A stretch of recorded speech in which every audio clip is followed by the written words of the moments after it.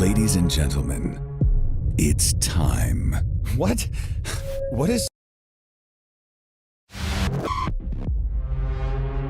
Ladies and gentlemen, it's time.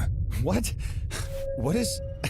For Christ before Jesus. No, hey, Daddy's talking. With your host, Okay, well, say hi to your mom for me, so. Jaron Wingo. No, it's not a thing. So sit back, tap the screen, and get your mythicism on. Just to feel alive again, pushing forward through the night.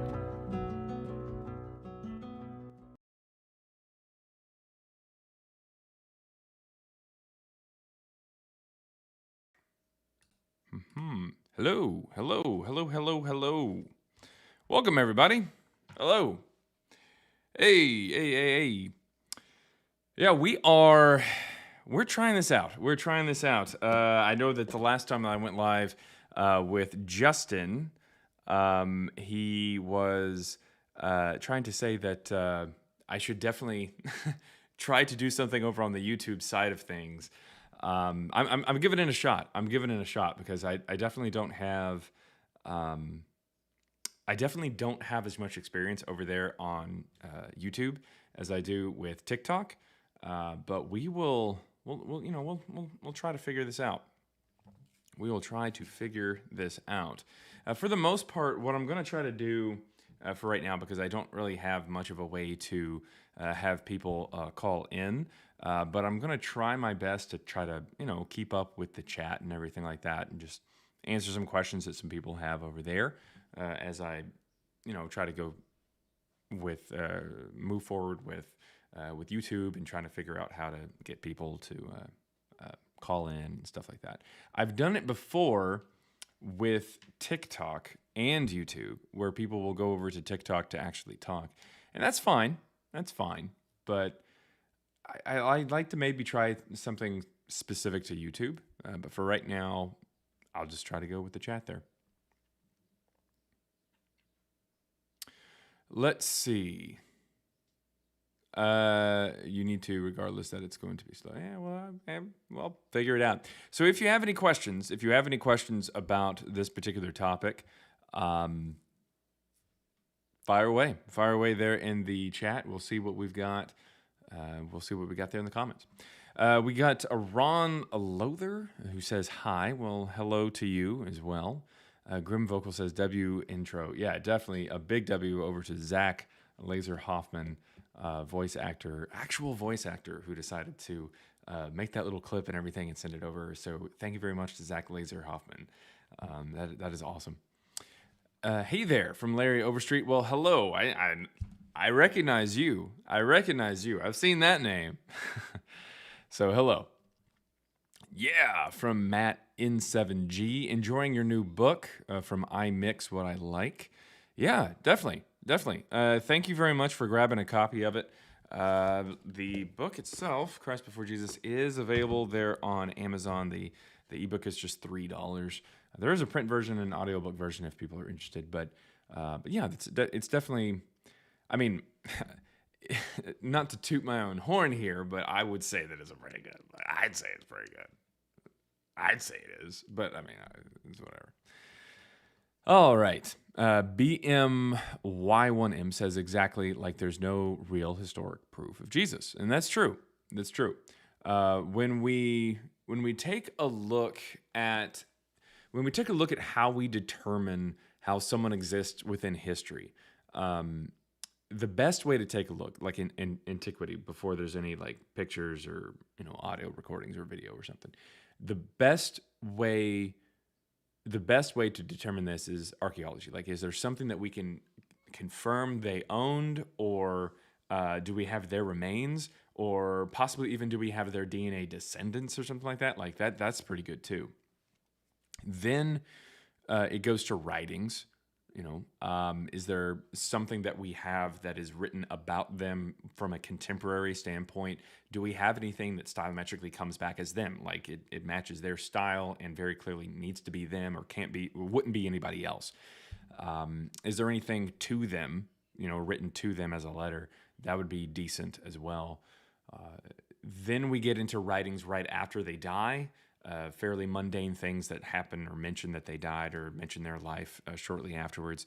Finally, you get to things like the Gospels and the books of the Bible and the New Testament, where it's pretty clear that these things are just filled with magic.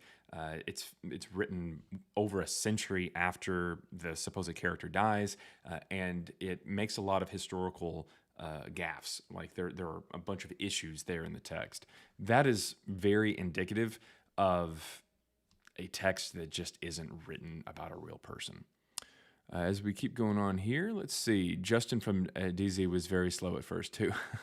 Well, it's all good. I'm trying to keep up with the comments as they come in, and trying to give them a little bit of time to actually roll in. So if you have any questions, go ahead and throw the questions out, and I'll try my best to answer them as we go.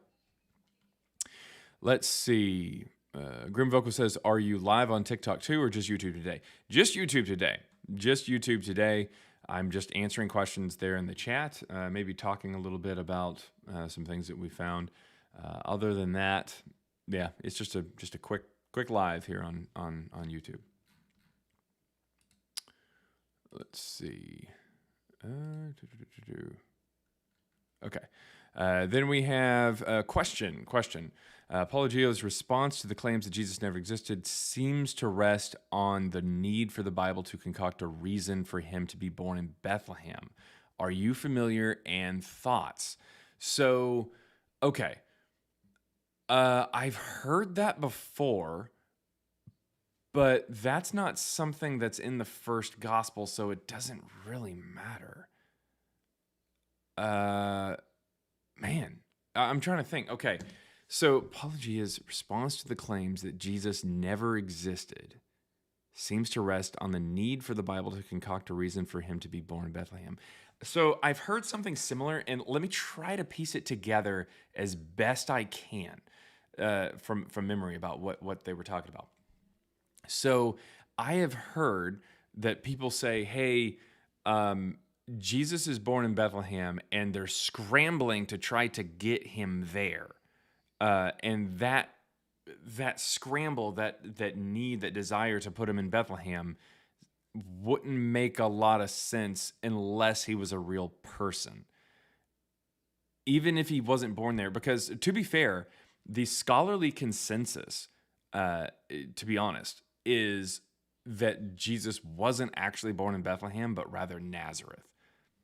I don't know if people are aware of that or not, but generally speaking, well, I don't even know if consensus is really the best word to use there, but at least from scholars who don't act on their biases towards the Bible or aren't religious themselves, they will say that Jesus likely was born in Nazareth and grew up there, and that's why people were to call him Jesus of Nazareth and stuff like that in texts that he doesn't even, like, he's associated with Nazareth before he's ever associated with Bethlehem, and that's a fact.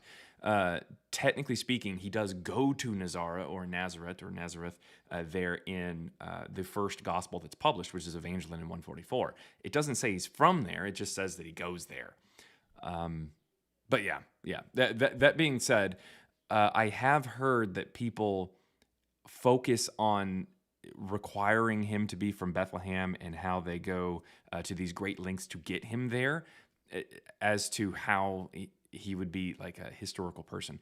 It's bizarre because it's not anything until later, and it's plainly explained by the fact that the later authors after Marcion's gospel, which didn't have Bethlehem in it at all, the later gospels would want him to be a Christ figure, aka someone who is a descendant of David, and so they put him around Bethlehem, the city of David. If I'm being honest with you, I don't really know why anybody would really truly argue that point. The only real way that they would is if again, if they're dating the New Testament to the first century and they're not even considering Marcion's Evangelion to be the first one, then that maybe their argument could possibly hold some weight in their mind. I think, truth be told, Marcionite priority, where you have Marcion's Gospel, Evangelion or Evangelion coming out first, that turns everything on its head. It really does. Because now you've got to think, okay, this is 2nd century, and it travels in a particular line from like a mythological being who's not born here, doesn't have a family, is not even physically a human, and then over time becomes more historicized. It explains things in a lot better detail, in my opinion, obviously. Let's see. Hard Work says, when is your study on Mormonism coming out? Well, hopefully soon. Hopefully soon. So my work on Mormonism has pretty much already been completed there in our next book, but our next book tackles the Old Testament, the Quran, the Book of Mormon, as well as some Plato, some Homer, and some Shakespeare. Just a little bit. We even make it's kind of a bit of, it's a bit out there, but we even make an analogy or use an analogy of like Harry Potter and stuff like that, for how maybe someone almost 2,000 years in the future might look back and think that we believe in Harry Potter, and that we think that Harry Potter was historical, when in reality, the people here, we know the impact Harry Potter has and how many fans we have and stuff like that, and all these different like conventions and stuff like that. You know, our garb that we wear that sometimes will have Harry Potter on it. You know, we have little wands at home and shit like that, but that doesn't mean that we think that he was a real person or anything of the sort, or even that the stories are even physically possible. So yeah, there's definitely some good parts of this new book, and the new book will be longer than the last one. So yeah, there's a lot coming out, but it just kind of depends on the sections that my co-author Matthew is working on there. Let's see. Love your work from, is that Fyr? Fyr in Nim or something? I have no idea. Fyr means guy in Norwegian, so I don't know if that's what that means.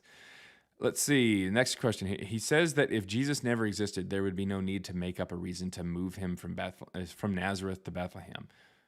No, I mean, again, there would be if you were wanting to take a character that wasn't originally associated with the Christ figure, and you were like the Messiah or the line of Bethlehem, and then you were making him do that. In Marcion's Gospel, he's not the Messiah. He has nothing to do with the line of David because he's not human, so he can't be from the line of David. So it's the later attempt to make him that places him into Nazareth or into Bethlehem.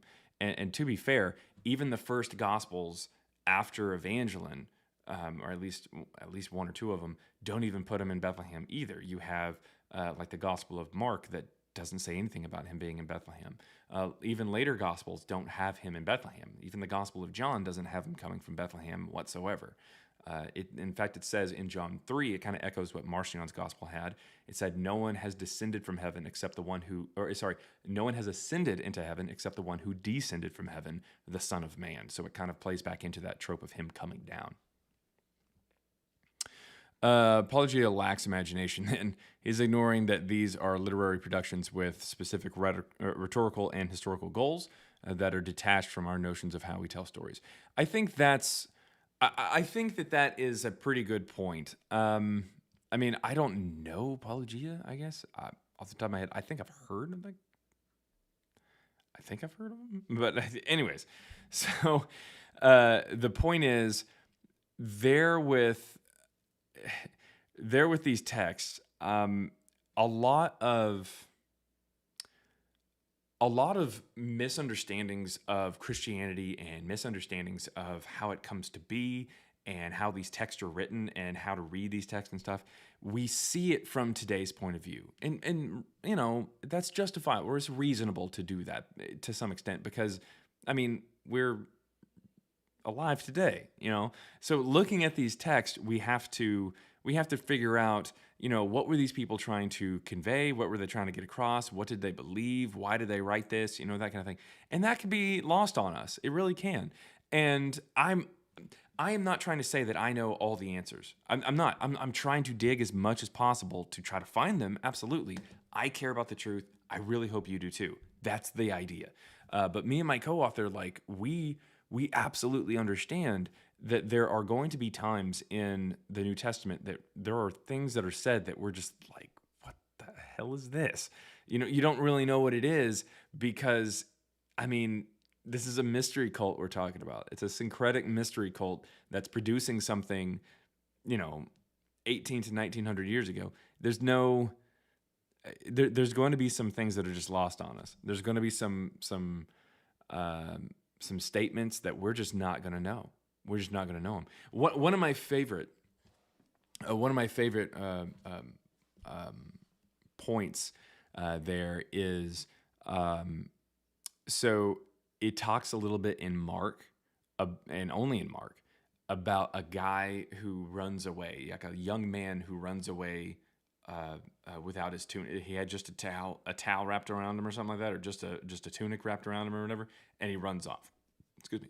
He runs off in the Garden of Gethsemane whenever Jesus is, whenever he is arrested. Doesn't mention him before, doesn't mention him after. It doesn't name him. It just has him there, and it's only in that one gospel, and it's so weird, Like, I could maybe understand if, like, because people have tried to put this together. I could maybe understand if it was in John and it's saying all this stuff about, like, oh, hey, Jesus had this man or the disciple that he loved, like, was laying up against him and everything like that. And then all of a sudden he's running. I could maybe see I guess maybe a homoerotic kind of side to him, if you will, or attempt to kind of tell that kind of story, I guess, or have that kind of concept in the story, coming off the heels of, like, a lot of Greek study and stuff like that. But but it's not in there. It's not in John. It's in Mark, and it's only in that gospel. So to us, we can sit around and we can go, I wonder who that is all day, but chances are it might be something that meant something to them that we don't have today or we don't understand today because it's lost on us. It's just something that's we're not alive then, so we don't pick up on the point. If I had to guess who that is, I would say that it's probably based off of, because the Gospels pull from Josephus' Wars of the Jews, it's probably based off the story that may have been well known at the time of Titus. Titus was caught without his armor. They're fleeing some of the gardens there in Jerusalem whenever people were throwing darts at him and stuff like that, like they're trying to attack him there during the siege of Jerusalem. Like I would think that that's maybe just a drummed up, hilarious version of just kind of throwing in him. And by hilarious, I mean just like a comedic relief. Like, people would see this, and I believe that Mark was either meant as a play, or Mark was meant as like a to be read orally, almost like a one-person play kind of thing, just kind of explaining to people what's happening, as opposed to a book that you would read. And so in that particular case, you would have this moment of comedic relief that the audience who's listening to this or watching this play would kind of pick up on it. They'd be like, oh, yeah, we know what that is. That's kind of funny. And then, because it kind of eases the tension of this very tense moment. It's literally the most tense moment in the entire story. Jesus is getting arrested. So I would say that that's probably what it is, but it does get lost on us. There's some other things like the transfiguration that is really weird. There's also a word that Jesus uses that is only found ever once in the Bible, and that's it. It's never found anywhere else, and it's in Greek. It doesn't have a Hebrew or Aramaic variant. It's just a Greek word that we have no clue what it means, and the best we can do is just kind of piece together like some guesses as to what it means. So yeah, it's pretty obvious that there's some shit that we just don't know today. Let's see, kind of moving through. Mr. Greek 1966 says, hey, didn't expect to see you here, LOL. Well, I didn't expect to see you here, but here we are. Nah, I know. Well, I just wanted to kind of go live here. This is one of my first times to go live explicitly on YouTube. I need to try to find a way to get somebody up on the channel to have a conversation with them. I think that would be a lot of fun. But for right now, just going live here, something really quick. Let's see. Robert Summers. Oh, he didn't really care to argue existence, though. Oh, right. Yeah. Let's see. Camera guy. Okay, we've spoken a few times. You helped me more than you know. Thank you. Oh, well, thank you. Thank you for even sticking around. It's always fun to me because I think when Matthew and I were putting together the research and everything, we were putting together the book and we're putting it out there. We were hoping that obviously it would mean something to somebody, but we weren't thinking that it would really help with deconstruction per se. We thought that it would just be like something that somebody reads because they're interested in mythicism specifically, or interested in taking down mythicism, or just wanting to hear a better version of it, if that makes sense. But I mean, once we actually got involved, like there on the deconstruction community there in TikTok, it was really cool. It was really cool to see all these people coming by and saying, "Hey, you helped me out," because in many cases, Jesus was the last thing for them that kind of kept them with Christianity. They're like, I can understand, or not just Christianity, but all of religion. Like you could do the same with Islam. You could say, hey, I have heard all these bad things about Muhammad, but the one thing that has kept me in Islam is this Jesus character who seems to be very righteous in his ways and stuff like that, and is a good teacher. And obviously the Christians, they really like him and stuff like that. So that's the one thing that's kind of kept me in the religion. And I can completely understand the idea of losing that Jesus finally and being able to kind of free yourself. And that can be a last kind of final step away. And so I get it. But at the very least, we want people to kind of be able to question why they believe something and see if it has good reasons to believe it behind it. That's the point. So thank you. Let's see. Any spoilers on New Book and Shakespeare? Any spoilers? I don't know if we have really any spoilers. Nothing that would be too terribly crazy, I don't think. No. I definitely don't think it would be too terribly crazy. I think it's more of a matter of like taking a look at these people and trying to see what we can find with stellometry that kind of just helps confirm what we already felt like. What threshold do you have to meet to unlock super chats here on YouTube? I think you have to go live. I don't know. I haven't familiarized myself with it. Maybe a good question here. How to unlock super chats on YouTube. Oh, God. To enable super chat on YouTube, your channel must be in the YouTube Partner Program. That requires 1,000 plus subscribers and 4,000 public watch hours in the last year. Damn. That's crazy. 4,000 public watch hours? How many is that per day? Like if I go live every day.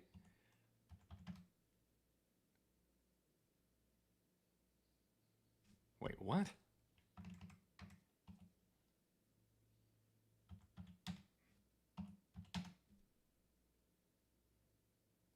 Wait, what? That doesn't sound right. Am I doing that math right? Wait, what? Surely that's not a, I don't know. That was just that's just what Google said.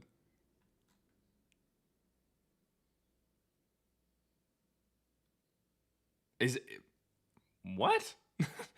That doesn't sound right. Ah, man. Let's see. Oh, so you aren't breaking the news that it was actually Francis Bacon or nothing.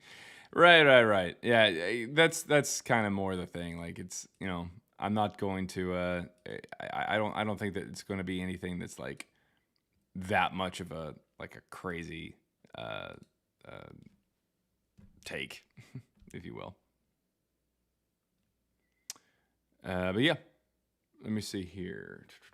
I wanted to check real fast.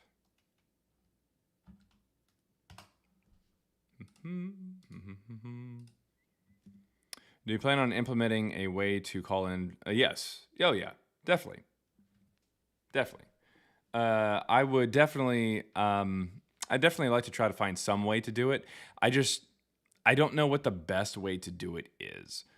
Before I was going live on YouTube and TikTok at the same time, and what that allowed for me to do was have people call in on or join on TikTok, and then be able to hear and everything there through YouTube, and that's fine. But I don't really, personally, I'd rather either be on TikTok or YouTube, just one or the other. I think that that's probably, it's also probably what they would prefer, like TikTok and YouTube, to be honest. I I know that unless there's some kind of really good way, I think that it would be tough. It'd be tough. I think that if people are familiar with, I'm sure you are, Joel Reed's Bible. Joel Reed's Bible has like a website that people go to, but it's its own website. On Justin, I think I think Justin uses that like Video Ninja or whatever. But I've had some issues with using that in the past. So I would like to be able to. I'd like to be able to perfect it and get it down perfectly before or it's close to perfect before bringing in calls.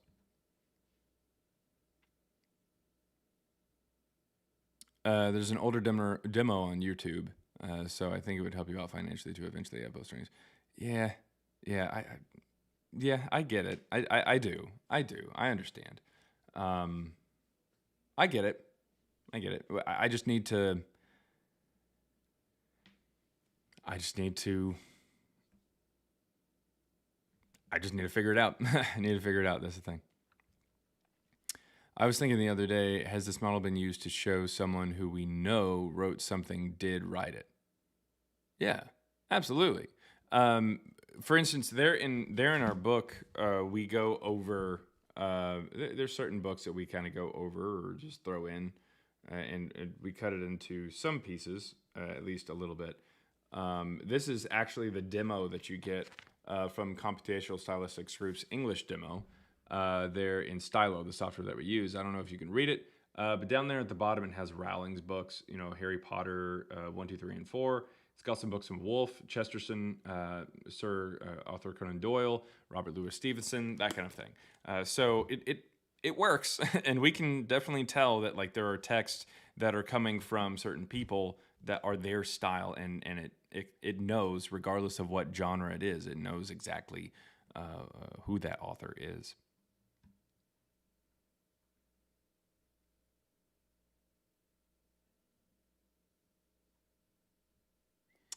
Let's see, 10 viewers watching you for an hour is 10 watch hours. Is that how that works? Huh. Yeah, that makes more sense. Okay. That makes more sense. Because I was doing the math and I was like, how am I going to go live fucking 15 hours a day? Like, I don't think this is going to be possible. But yeah, okay, that makes more sense. That makes more sense. If you don't mind, how much of the Book of Mormon did your study show was Joseph Smith's writings versus other people in his inner circle? So that's the thing. It's trying to figure out what parts are him and what parts aren't. We can tell what's him. The issue is trying to figure out what we're seeing elsewhere, because lots of times the elsewhere doesn't come up with else who. That's the thing. Like it doesn't come up with certain people who we have writings from. And what this tells us is that it's picking up on something else. It's picking up on some kind of other issue that we have. And when we see that Joseph Smith actually utilized quite a bit writings from other people, like it wasn't straight up like, hey, let me steal this entire story per se, maybe the gist of the story or the influence, but it was like lines. There'd be lines or phrases from stories that he had he had come across before, or text or books, and he was taking them, whether it be from George Washington or Thomas Jefferson. He was familiar with them, and he would take these lines and he would add it into the text, and he would maybe change it a couple words or something to make it fit the actual narrative of the Book of Mormon. I mean, it was extensive. There was a lot. Like, there's entire paragraphs that are from, like, say, a letter from George Washington to, like, a city in Canada. It would be massive stuff. I mean, I don't know how to tell you any other way. It is baffling how much Joseph Smith and his cronies were taking directly from prior works that had come out by the time that he had started writing. So what it might be picking up on is it might be picking up on someone else's writings, like, say, George Washington or something like that, but not just purely him, some kind of weird mix of the two. See, that's the thing. If I was to write a text with, say, let me pick someone in the chat, Larry Overstreet. If me and Larry Overstreet were to write together I don't know, like a chapter of a book, and it kind of goes in and out of, something that I've written and something that he's written, and, so it's both of our styles, but in that chapter. If we were to run that chapter would behave differently from a chapter that I wrote solely on my own and a chapter that Larry wrote solely on his own. It wouldn't look the same. It would go all over the place. So as a result, it's not really possible to pin down too terribly easily that chapter that we both wrote in. Now, you would think that it would just bounce back and forth, but we've got to add tons of people. We've got to add Thomas Jefferson. We've got to add George Washington. We've got to add I believe John Wesley or John Edwards. I believe, like, we've got to add all these different people to the mix to try to figure out who it could possibly be, and even then, it's going to bounce back and forth. So it is tough. It is tough to nail down some of these pieces. But then others are very clear, and it's very clearly just Joseph Smith just coming up with it all on his own. Ron says, Larry, it sucks, but you don't get watch hours on live broadcast. Really? I've got to figure it out. I got to try to figure out, what I can do there. Because, I mean, I do want to, I'd like to, I'd like to be able to have a bigger presence there on YouTube. I think it's a pretty good idea. Let's see here. Oh, so if just pick up the book I ordered, my question would have been answered. Yeah, to some extent. To some extent, yeah. If you grab the book, yeah. The book is Christ Before Jesus, to anybody who's curious. And the book is on Amazon. It's $3 for the ebook. But yeah, that type of question specifically, I guess, would be, that would definitely have been answered, but it's fine. It's okay.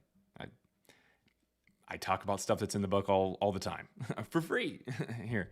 But yeah, thank you very much to everybody for kind of swinging by and checking out the channel here. I'm gonna figure out how to do a little bit more here on this channel. Here or on this site.